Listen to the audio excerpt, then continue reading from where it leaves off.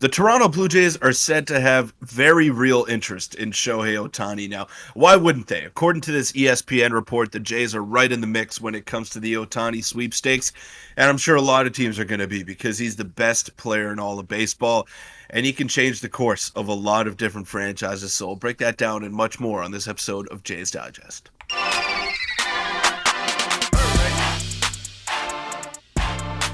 What's up, Jays fans? I'm your host, Peter Vryonis, alongside host Nick Goss. Now, the news just keeps on flowing here as the first couple official days of the offseason after the Rangers won the World Series are underway, and we could already see the Blue Jays making some moves. They're committing to not bringing back some players. They're already making some coaching staff changes. And now some latest news that just dropped is that they have very real interest in Shohei Ohtani. And how could they not? I mean, he's the best player in all of baseball and could definitely add a lot of different elements to this Blue Jays team with his speed and with his power, at least in the first year.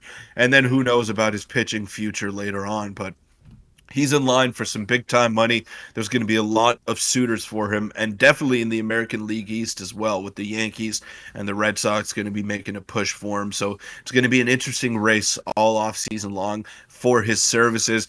But the Blue Jays are right there. They've been mentioned in pretty much every article that has come out about the Japanese superstar.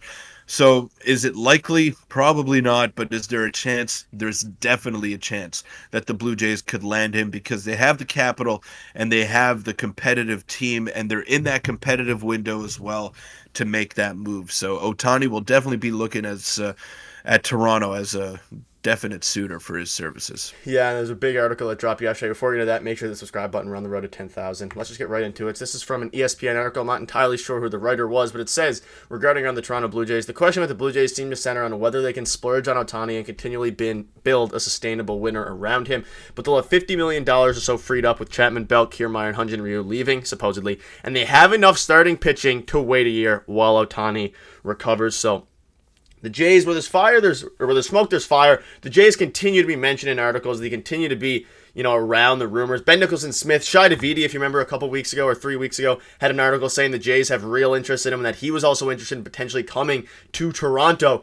It just keeps on building up. Hopefully they make at least a very, very big offer for him. But this is just another report among many, including Ben Nicholson-Smith, that seems to believe and lead us to Shohei Ohtani potentially, or the Jays at least, potentially, pursuing Shohei Ohtani very, very heavily with a big contract. And the prediction, according to these articles, I think ESPN had an article, I think maybe John Heyman, or someone made an article, 10 years, $477 million was the estimated amount for Shohei Ohtani. So Jays are interested. The question is, will they be willing to fork up the money? And this article seems to think so, especially with all the money that's getting freed up with all these players leaving in free agency. Yeah, they might have to overpay as well because we know that his preference is on the West Coast and he wants to stay maybe in LA, maybe go somewhere else. San Diego is probably going to be in the mix as well because they're in that competitive window and they've shown the willingness to throw money at big time players like Xander Bogaerts. Probably going to do it to Juan Soto as well.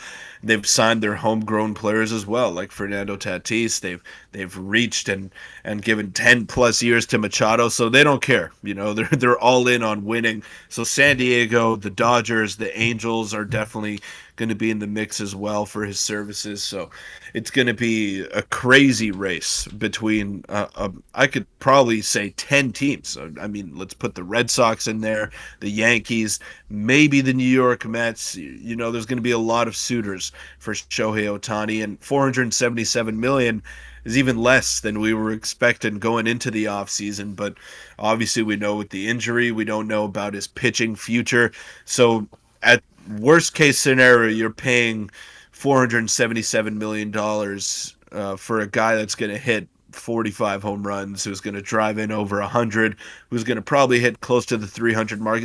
You're paying that much for a guy who's going to be in the Triple Crown race pretty much year in, year out, and you don't know about his pitching future. But if you look at the comparables, like Aaron Judge, who's also in the Triple Crown race pretty much year in, year out, he got 300 million and he didn't get that 477 million dollars. So it's a lot of money. It's a lot of money, and you're not sure what you're going to get out of him after a couple of seasons. So it's uncharted territory for the Toronto Blue Jays. They haven't really crossed that line over 200 million. They've never done it, in fact. So for them to go from not just over 200 million, but to close to 500 million, I don't know if they'd be willing to do that. They definitely have the money, but it would definitely be a smart investment because look at all the merchandise that you'll be able to sell. Look at all the attention, the national-wide attention that you'll be getting if you have a worldwide superstar like Ohtani on your team. It's good business, but it's still a lot of damn money, and I don't know if the Jays are going to do it.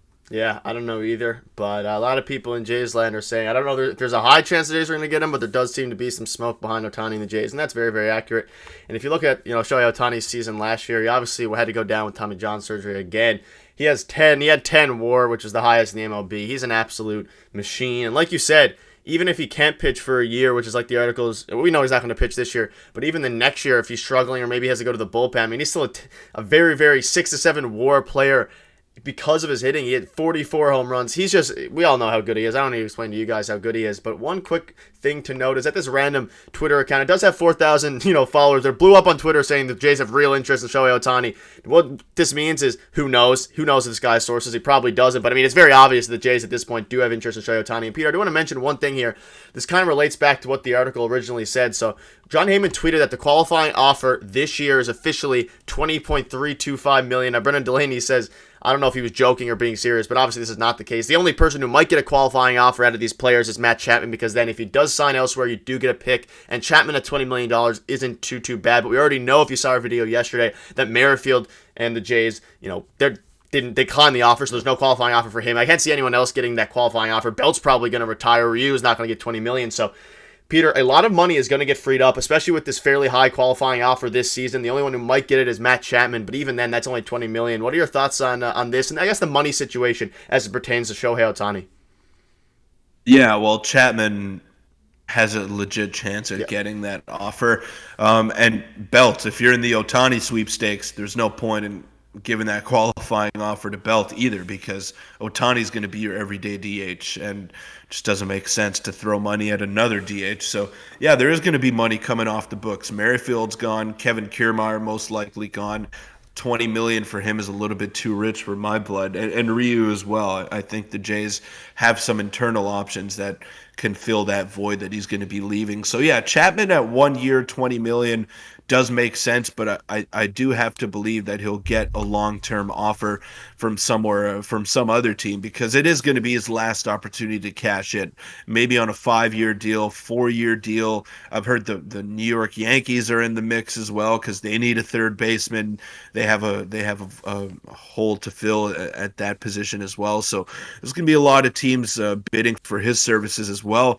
Maybe not for $20 million annually, maybe more in the 15 to 18 million mark, but he's going to have some teams go after him, and he's probably going to chase that long-term deal, because considering his injury history and just the lack of production over the course of the past 2 seasons here, he's going to want that security, and he's going to want to get paid one final time and not want to risk that 1-year contract. So yeah, you would want to attach that pick to his name, so I would probably give him the qualifying offer, but I would hope that he doesn't accept it from the Toronto Blue Jays, because there are some better options out there. And another quick note, we don't have the screenshot to include here, is that Jorge Soler has declined his option with the Miami Marlins. So that's another guy that to keep an eye on if you're a Blue Jay fan, because he can fill the void in left field. He can fill that DH role as well. So he's going to be in the mix for the Toronto Blue Jays. They obviously need power. That's been very well documented. So a lot of names to keep your eyes on if you're a Toronto Blue Jay fan, and it's going to be so interesting to follow. I just can't wait for the first move to actually happen, the first legitimate signing and trade, because those are always so much fun, and it's great to make those makeshift lineups in your head and just imagining all the possibilities that could happen on the field. Yeah, and we'll have you covered for all those, as we did last offseason when that crazy Dalton Varsho trade went down. But like you said, that Soler news is pretty big. We'll probably have another video coming up soon, on all these players that are potential Jays targets. So that'll wrap up the video. Thank you guys for watching. If you want to see our video from yesterday, click on your screen right now. It was a good one. Thank you guys for watching. We'll see you tomorrow.